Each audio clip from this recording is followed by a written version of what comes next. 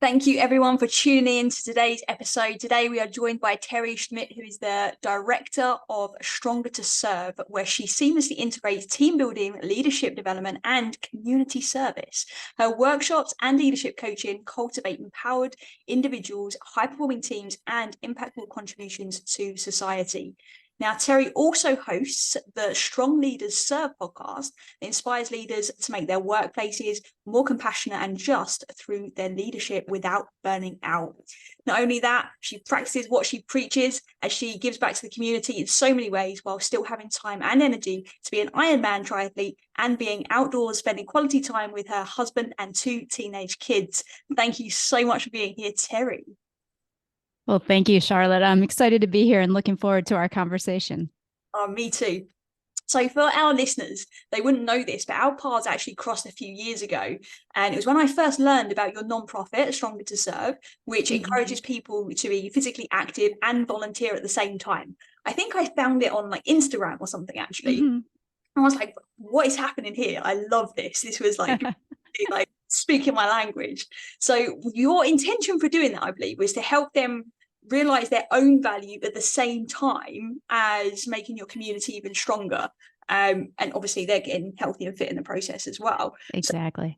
So, perfect. So this was super inspiring to me. Right. And then I obviously then dug a bit deeper into your work, and I can see this we're super aligned with the vision and the mission that we're on, to essentially be healthy and well and be a force for good. So I would love Teri to share a little bit more about your journey and what's inspired you to do what you do today. Yeah, definitely. I'd be happy to. So there are really two factors that kind of started pretty early in my life that have driven everything I've done since that point. And one of those factors is that, I just really very early in life became very interested and adept at understanding why people acted the way they acted. And then the other thing is, based on my faith and really watching my mom as an elementary school teacher, I saw and was intrigued and inspired by how different people were good at doing different things. And in other words, they had these unique talents that they could give to the world that they may not even be aware of. So mom was the type of teacher that, you know how teachers sometimes the grade level before will say, "Oh, watch out for this kid. He's going to be a troublemaker. He's probably not going to amount to anything." Those would be the students that my mom would kind of seek out, and by the end of the year, have them thriving and just, really good students, happy in what they were doing. So I saw that and I was like, there's something there. So those two factors have kind of driven me into the field of, how can we develop humans? So I've taken kind of a windy path, and I'll get to the nonprofit in a minute, but whether I was when I was a high school math teacher, or when I was living in a homeless shelter as the live-in volunteer coordinator, to leading my nonprofit, to what I'm doing now as a leadership coach and team building facilitator, it's always been about helping people to discover their unique talents and use my talents to make a way for them to use theirs. So that's really what I am doing now with Stronger Serve coaching and team building, which is different from the nonprofit. I kept the name because I love the name. But again, what I'm doing now is we spend so much of our time at work. I want to support leaders to make that a place where not only they can thrive, but they can also support their team members to thrive. And so that's what I focus on in my work. But before that, like you said, when our paths crossed, I was leading the nonprofit Stronger to Serve. And that really came about my journey to become an Ironman triathlete. I was inspired by my husband, who had done it a few years prior, and I saw his commitment and getting to that finish line. And I was like, I never really have stuck with anything in my life like that. I wanted to make a commitment and stick with it. But I was a little bit unsure about it because we had two young children at that point, and I saw the time commitment that went into it. And again, I'm a person of faith, and I kind of feel like I had God talking to me and saying, make it about more than just yourself. And that's when Stronger to Serve was really born as a family project. And we took the time that we were preparing for the Ironman. My husband signed up again to do it with me. But we took that time to really grow as a family in terms of our well-being. So our kids would get involved with us on our, they'd be riding their bikes while we were running and, bringing us music and water and everything we needed. And then we also committed to volunteer as a family during that time. So kind of becoming our best people. And that evolved into the nonprofit, which we unfortunately last December actually ended operations, but I've taken a thread of that into what I'm doing now with the coaching and team building. That's amazing. There's so many angles to kind of your journey has led you here that we could dive into. One thing that what I absolutely love about you is the level that you go to serve others, but at the same time, you're also serving yourself and filling up your own cup. And I think that's a massive challenge that leaders have. And often there's this guilt that surrounds leaders that they're not doing enough for their family, for their team, for society. And it seems like you've really got that dialed in. Now, obviously, I know you're human, but the way you just described your like Ironman and how you brought your family together and you kind of then kind of paired that up with some form of service, it's almost like a hack, isn't it? It's like a time hack that you can always tick all boxes at one point because you're also getting healthier in the process, which is amazing. Exactly. And that's, really what we're trying to do with our team building as well. Because we know that, people working in corporate are busy. And especially in the current economy, it's all about getting the work done. How are we going to get more revenue in the door? The problem is without the empathy, there's no connection. Without connection, there's no teamwork. And without teamwork, you're not going to get the results that you need to bring that revenue in. So what we like to do is in our events, we make sure that they're not only doing good for the community, which is going to support their well-being naturally and hopefully, help them to connect, but they're also learning skills that will help them to collaborate when they get back to the workplace. So yes, I think I'm all about time hacking and getting the most out of every minute, while supporting well-being again, because it's not just about go, go, go. People talk about you can't really serve, you can't be so focused on service your whole time because you're going to burn out. I believe you can, but it's just a different way of looking at it. It's about making sure that you know who you are, making sure that you're grounded in your strengths and values, and then finding ways to give from that place of groundedness.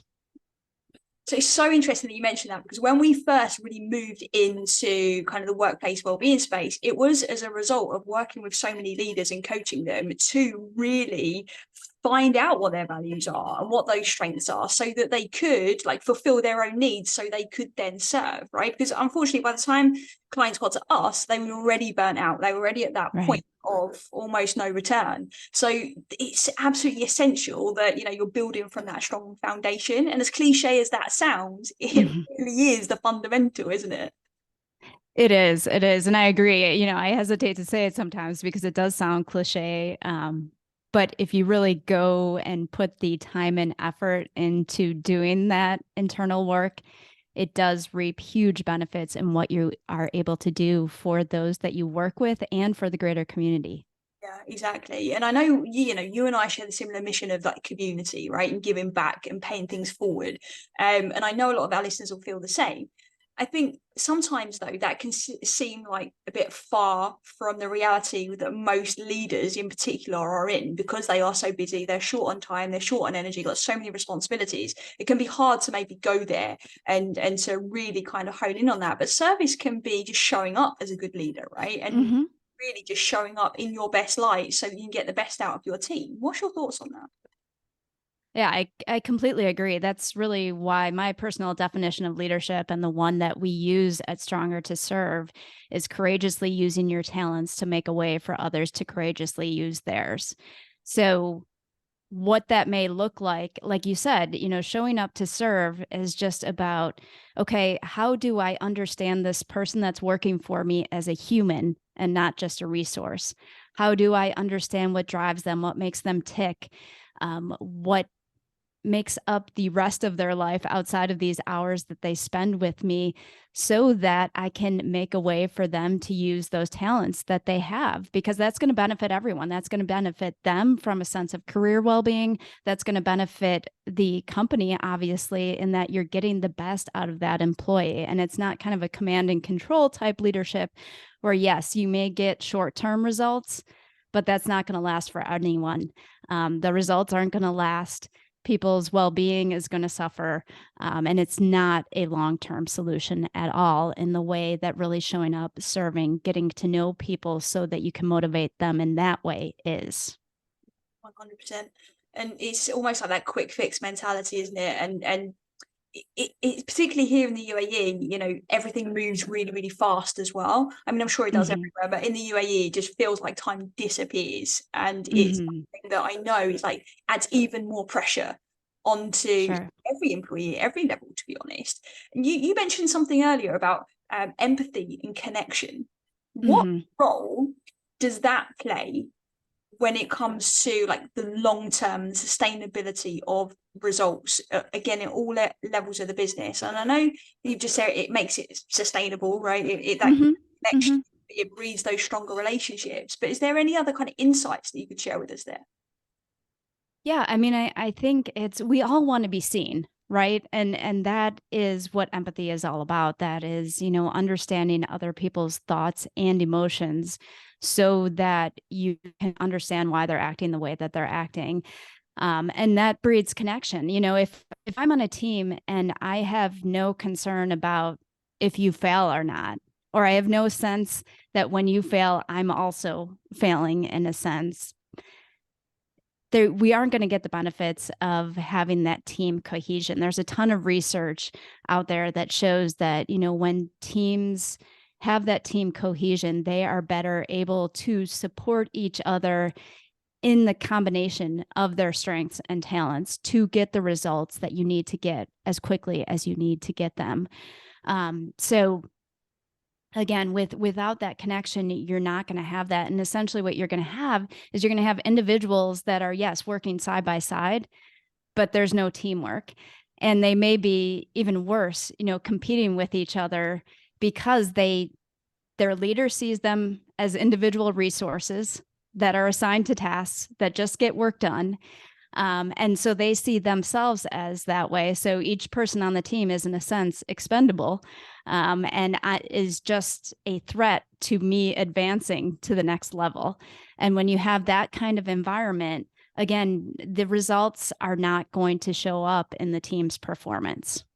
Yeah, definitely. I hear that. And one of the things we hear a lot in the focus groups that we run when we go into organizations is where we just listen to them to really identify, what's the low hanging fruit and the fastest ROI really that we can give for their efforts when it comes to workplace well-being. One of the things that comes up often is there's actually a level of resentment. So like you said, everybody wants to be seen, but typically in teams that aren't perhaps as cohesive as they could be, they are resenting the ones that are being seen, and it's creating this conflict, and that in itself starts to create this like toxicity within the organization. Have you noticed that at all in your leadership experience? Yeah, definitely that that's unfortunately more common than I would like it to be. And I think it does stem from the fact that when you have a team where people aren't being seen, where there isn't a recognition of we're all in this together, and you have something that I might not have in terms of what we're able to contribute to the team. And because of that, we need each other, and we're all, headed in the same direction in terms of whatever the team and organizational goals are. You are going to experience that competition, that toxicity. And not that competition is bad, completely bad, but when it does breed that toxicity, it does become a problem for team performance. Especially if then the leader is completely unaware and stressed and burnt out, and then pick up on that's happening, and that emotional contagion then rubs off, right, which creates more disconnection, lack of empathy then across the board, which then translates into results, right, and performance. Yeah, And exactly. what are some of the like really tangible benefits that you've seen in your experience for businesses and organizations who have adopted really, really robust team building, empathy, compassion, cohesion? They've got the sprinkle of community service in there as well. Like, what are the tangible benefits that you've actually seen? Yeah, I mean, it really comes down to having each other's backs.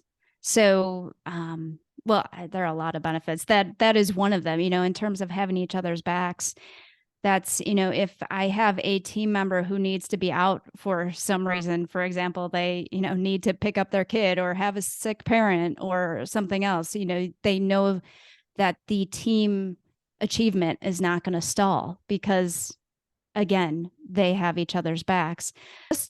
Just being able to have that social well-being in terms of I feel seen and I feel like I'm making a meaningful contribution to others and to the team. And when the team is working well together, that is one of the benefits. That is one of what keeps people wanting to come back, even if they're going through a rough patch as a team, as an organization. People want to come back and are committed to getting that work done, finding a way to get past those challenges as a team. Yeah, for sure. I mean, that sense of somebody having your back, that's what creates psychological safety, right? That's what helps us to be able to then say, actually, I've got a sick parent, or I've got to pick up my kid, or I'm having this challenge over here.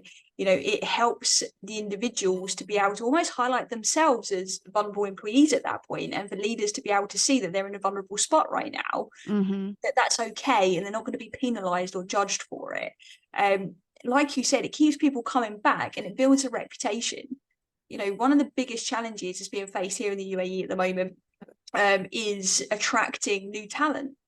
There's a lot happening with the transitions of generations, coming through. Gen Z wants something different to Gen X. Gen X wants something different to the millennials, and the boomers, there's still some of them, lurking around with their preferences. And so the attrition and the retention of talent is really, really tough. But when you start to build this like community sense within the workplace, and it doesn't mean all have to be a family, right, it still needs to be like professional, but then be that unity, right?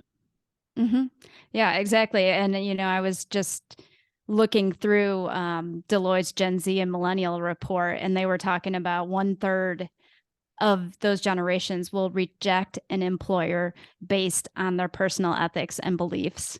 And then, another report was talking about 87% of those generations consider professional development as important or very important to their choice of employment. So when you're talking about, the challenges of recruiting new talent, which you need in order to sustain your business, if you are looking at both professional and career development, and you are looking at societal good and what we're doing for society, which again, those are the two things we try to combine in our team building events, you have a leg up on recruiting that talent.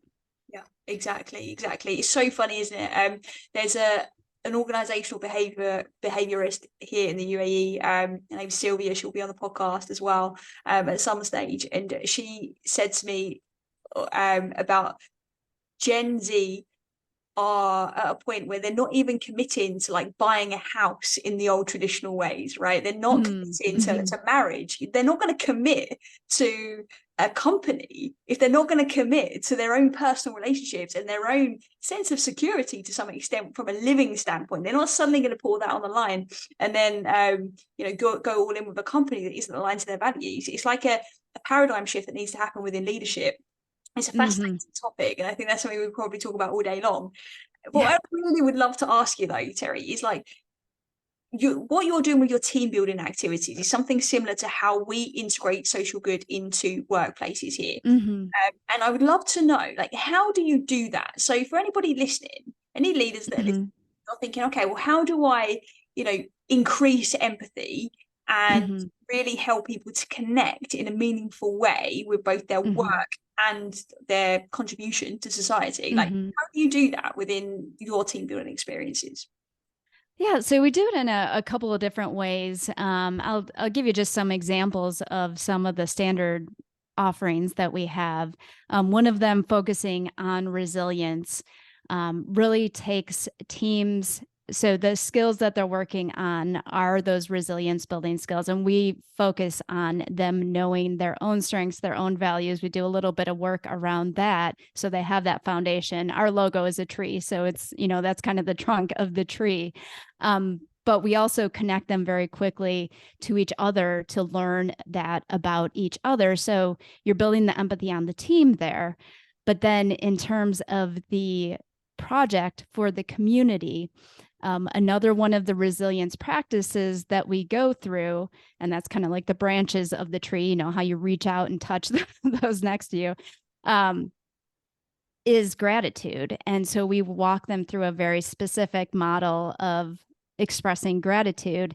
And their project is that they think of teachers in their lives, whether those be teachers in the local elementary schools. Some organizations like to focus on just doing one school, or teachers in the sense of, someone who has taught me something in my life. That could even be a former boss. And they write gratitude notes for those individuals using the model that we just taught them. And then we kind of wrap it all together. What does how you wrote that note say about your strengths, your values? And, in that way, they are increasing, again, empathy for themselves, empathy for others on their team. And they're looking at, okay, yeah, this person really impacted my life, and the empathy goes beyond that to the community. Another example, sometimes we will take the skill that we've taught. For example, we teach giving and receiving difficult feedback, which is a big one for teams. And we teach that skill again through different interactive activities, showing them, again, a specific way to give feedback so that it's as impactful as possible.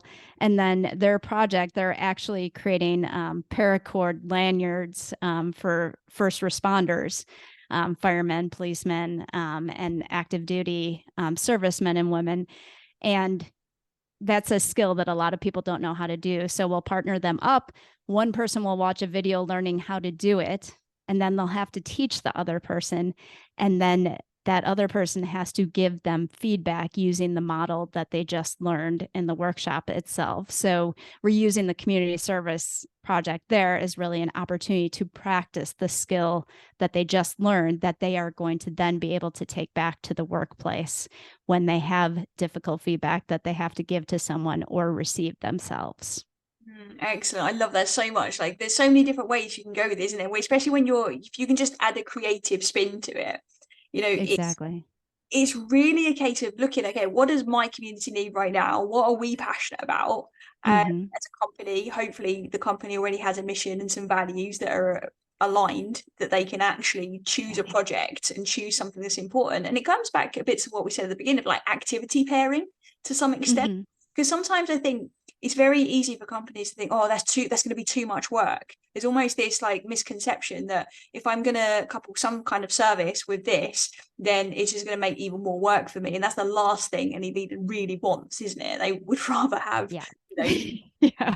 fast results, less work, in an ideal world. So, Yeah. Yeah. but Exactly. Oh, sorry. Go ahead. I was just saying, it's the level of creativity that really impresses me with you.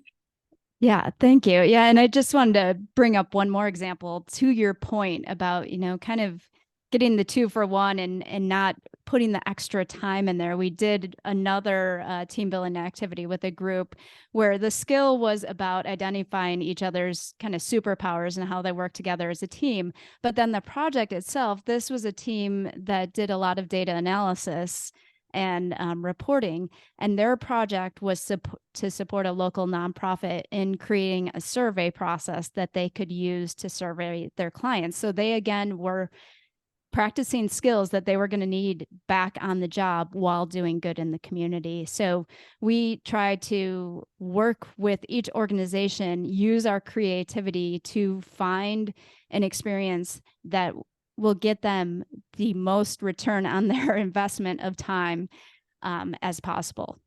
I love that so much because ultimately these companies are doing learning and development anyway, right? So it's Mm-hmm. a case of seeing, okay, what can we match it up with, and where can we, have the biggest impact? And I absolutely love that so much. So how does a company that's maybe doing one of these team buildings that you've described, perhaps the last one that you mentioned, how do you make sure that they then continue and keep the changes Mm-hmm. when they go back to the workplace? Because the classic Yeah. thing with team building, isn't it, is that they go and they have a nice day and then it's almost like all forgotten. Like, how do you really Yeah. instill the core values of theirs so that it carries forwards into the workplace in a sustainable way? Yeah, and that is really kind of what drove me to focus one of our offerings on team building, and that's my experiences in the past in corporate of team building events, like just like you talked about, where you go away, you have fun, and that's it. Nothing really changes when you come back. So we do it two ways. So first, we have conversations with the leaders up front, make sure we understand their goals, understand some of the challenges that the team may be experiencing so that we can tailor the experience to those challenges. But then on the back end, we offer resources to really make those skills that they learned a habit in some way. So whether that is a job aid or a handout that suggests a process that they can incorporate into their weekly team meetings, or something that incorporates what they learned into something that they are already doing. So again, they can make that a habit. In addition, we do offer anyone who is part of one of our team building experiences has access to reduced price leadership coaching. And that has been extremely helpful in just having some time with the leader to talk about, okay, this is what we heard during the team building experience. This is what you learned. This is what the team learned. What does that look like now in your day to day? And how can we continue to reinforce that? Nice. Again, it just that consolidation at the end, and then having to almost like report back and to really reflect and summarize really helps to instill and embed any kind of learning in general, really. But if it's being asked of by the leader as well, it shows that leader already has buy-in, and therefore it becomes this two-way street, and now they're starting to become a cohesive unit, right? Exactly. So, in your experience, and I mean, you just shared some great examples there already, what are some practical strategies or initiatives that you think leaders could implement to connect their team's well-being and sense of purpose to like meaningful community service? Well, I think first they have to know what their team's purpose is, on an individual level. What do people feel called to do in their lives, and what is meaningful for them, because that can vary widely across different people. And then pairing that with what is our team's purpose, what's the organization's purpose, and how do those two integrate? So for leaders that aren't yet asking those questions, hopefully most leaders are, but for those that aren't, that is definitely the first place to start. And then second, like you said earlier, what is a project out in the community that we can engage in to support or align with those sense of individual and team purpose so that we can reinforce that. And then finally, so it's not just kind of a one off and one and done. We did something good that reinforced, the reflection and habit building afterward, like we talked about. So if you did have some sort of, whether it's you learned a new skill, like in one of our experiences that we're pretty intentional about, or if you were just doing a community service project that aligned with your mission, your personal mission, team mission, organizational mission, what realizations came out as part of that experience, and how can we reflect as a team on how we want to carry that learning forward? So whether that be, like I talked about before, some sort of practice that we want to incorporate into our team meetings, whether it's, I've seen people do fun things like, have a stuffed animal in the room or something, anytime we're crossing some boundary that we express that we don't want to cross anymore as a team, or if we're, not, if we want to have an opportunity to give feedback, but we want to feel comfortable about doing it, maybe there's a certain signal or something that people can incorporate into their regular day-to-day practices. And so that's really kind of the team connection piece, and utilizing the community service experience to do that, which then again supports well-being, both from a, like you mentioned, psychological safety. If you have that on your team, you are going to have a greater sense of emotional and social well-being when you are spending all those hours at work trying to get all that work done. Yeah. And that's fueling in and of itself, isn't it? And I think it's interesting because, one of the stats that came out at the start of this year was that 98% of people in the UAE are experiencing at least one symptom of burnout. Now, one of the things that we've learned as well from all our coaching years is that actually when people are burnt out, obviously energy is low, exhaustion is there, low mood, a variety of different symptoms obviously can occur. Right. But the act of doing something for someone else, when it's out of choice rather than burden, right? And it's not pressure service. You're doing it to do. When it's actually, no, I'm going to do this act of kindness. I'm going to do this good deed. It actually starts to recharge and refuel our energy as well. So what you just said there about the emotional connection building, that in itself is an energizer, isn't it? It is.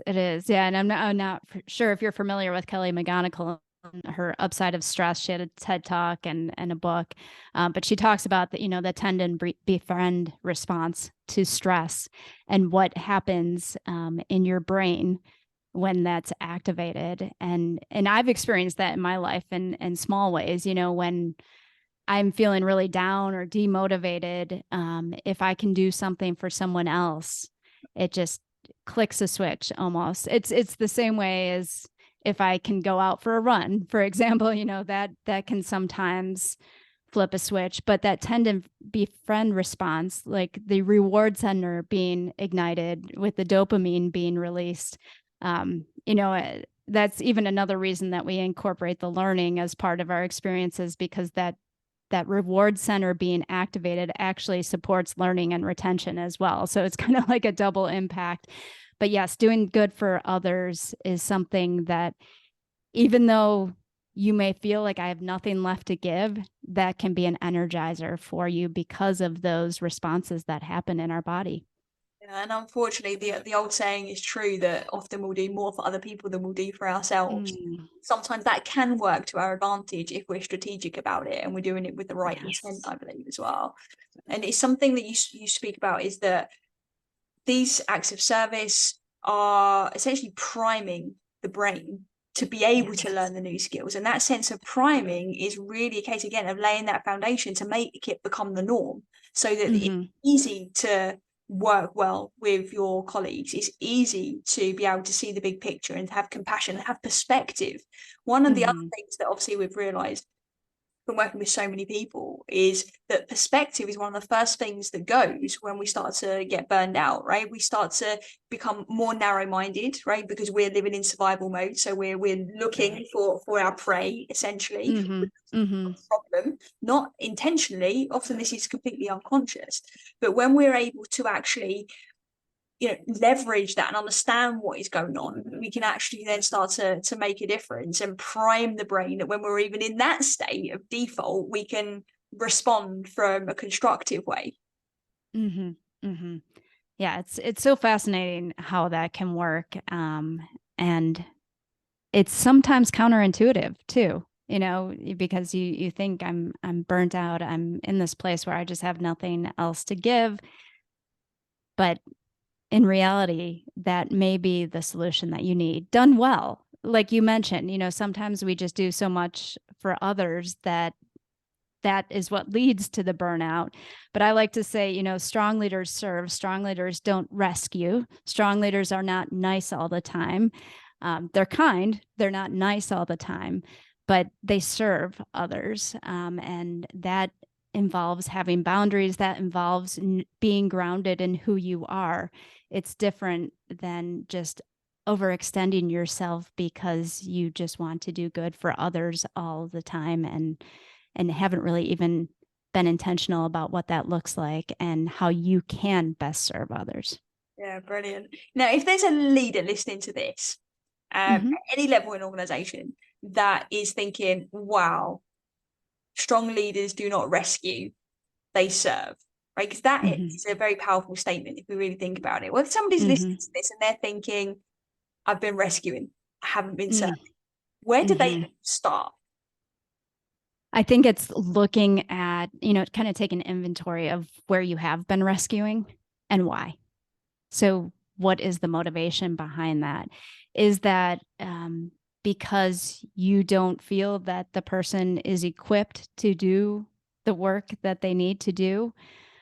Is that because you maybe just got promoted into a leadership role and you're so used to getting recognition for doing the task itself instead of for leading others to do the task that you just have that hunger to do the task yourself? What is behind that? And what is your vision for how you would prefer to act? How can you serve instead of rescuing? If the person maybe you don't feel is equipped to do the work, what are some supports that you can put in place? Or what can you learn about that person to better motivate them to acquire whatever skills they need to be able to better do that work?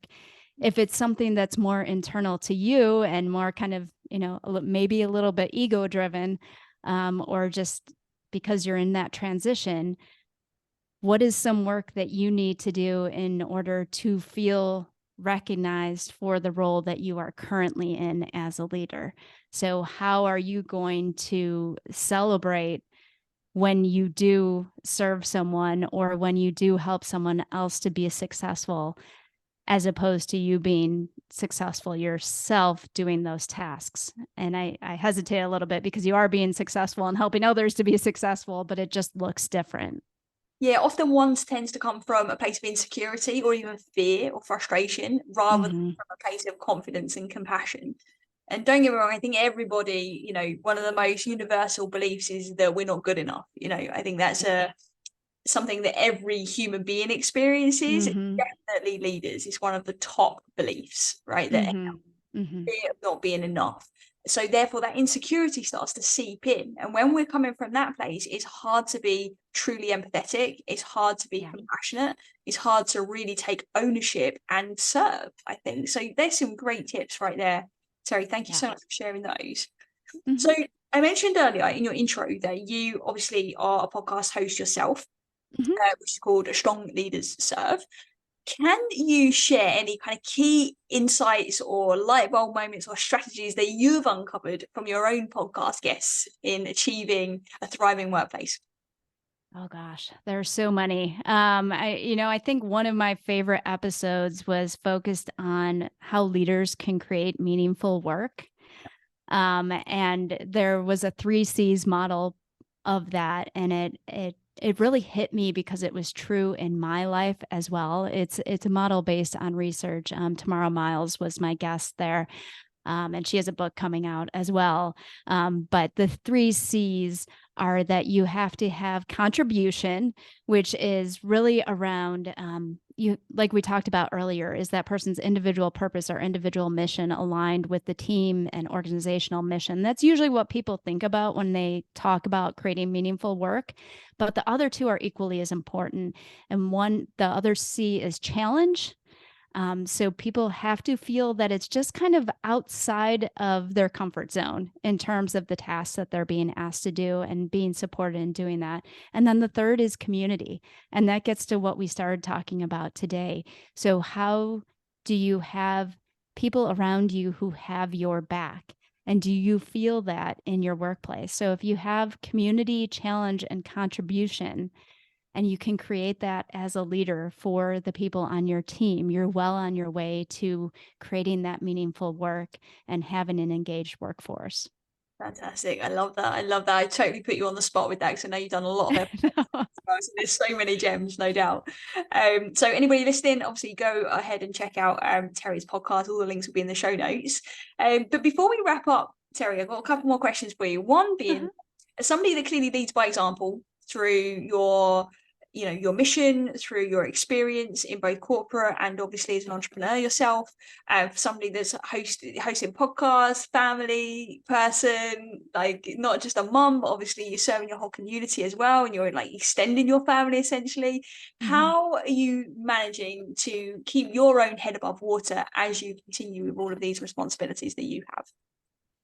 Yeah, I mean, I think it's doing exactly what I try to help leaders to do, and that is kind of going through our three phases of, how can I ground myself and coming back to how am I using my values to set boundaries, to prioritize, and how am I using my knowledge of my strengths to do the same, and finding opportunities throughout each day to exercise one or more of those strengths can be very energizing when I have so much going on. So that's grounding. And then we take people through giving, how do I continue to develop the skills that I need in order to keep my life in order and to lead well. So again, if that's a skill of prioritization that I need to focus on, if that's a skill of time management, if that's a skill of identifying the needs around me so that I can feel like I am serving those. And then the last phase is really just give. We mentioned before how recognizing how you are giving in the world and making an effort to give can be energizing. So even though it may seem like you're putting more on your plate, you started off by talking about how much I am doing, that giving can actually focus how you are showing up in the world. So those three factors really energize me and keep me focused and keep my priorities in order. It's so interesting that as you started to give that answer, is you actually describe all of the things that you do for yourself first, and giving was the last thing. And I think that's really powerful because often it's the last cup that gets filled is our own. So it's that whole like almost like selfless self-care, isn't it?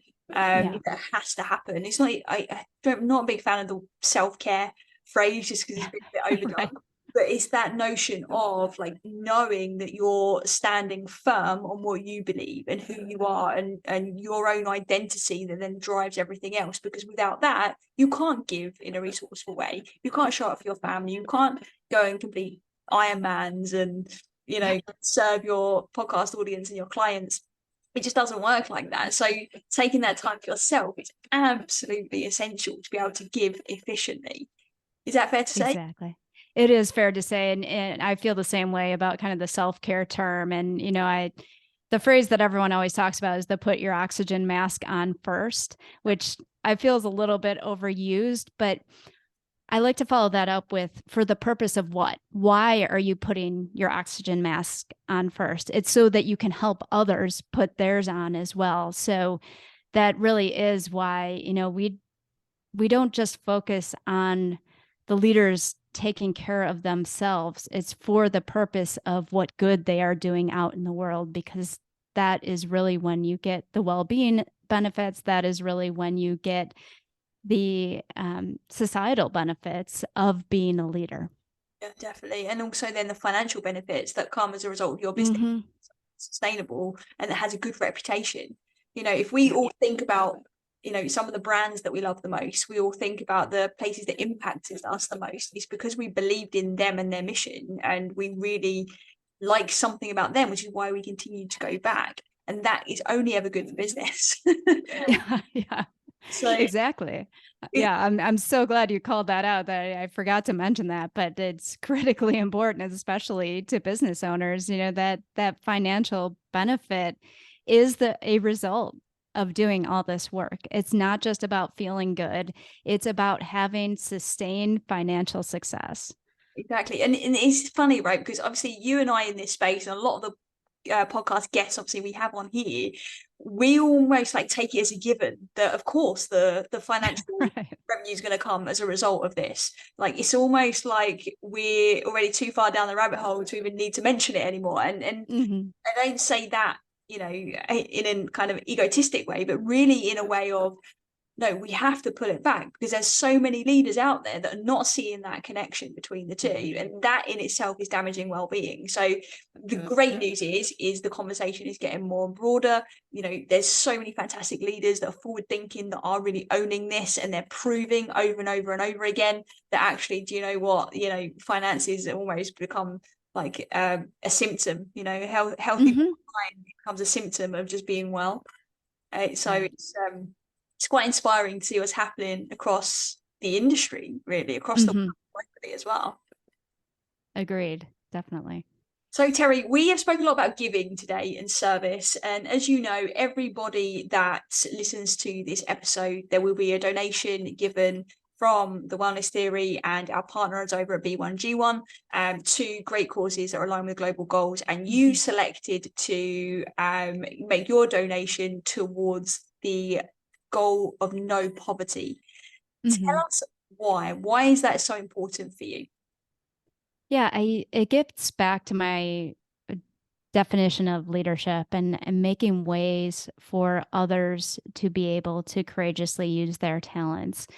When a family is in poverty, there are those, obviously the first thing that they're thinking about is not how can I improve my, how can I improve my talents and use them for others, because there are those barriers to, just survival. So I think the more that we can commit to finding ways to alleviate that, the more likely we are to enable them to express their talents that we all need. Absolutely. I think sometimes we don't realize how fortunate we are when we look at what Mm-hmm. poverty really is. And, you know, it's leaders who are actually going to be the crazy ones that change the world, right? So Mm-hmm. it's something that's super, super inspiring that you've chosen that goal. And I'm so happy that you've been able to come onto the podcast today. Before we wrap up, is there anything, Teri, that we haven't mentioned that we should have mentioned and that perhaps we need to bring you back on again to discuss?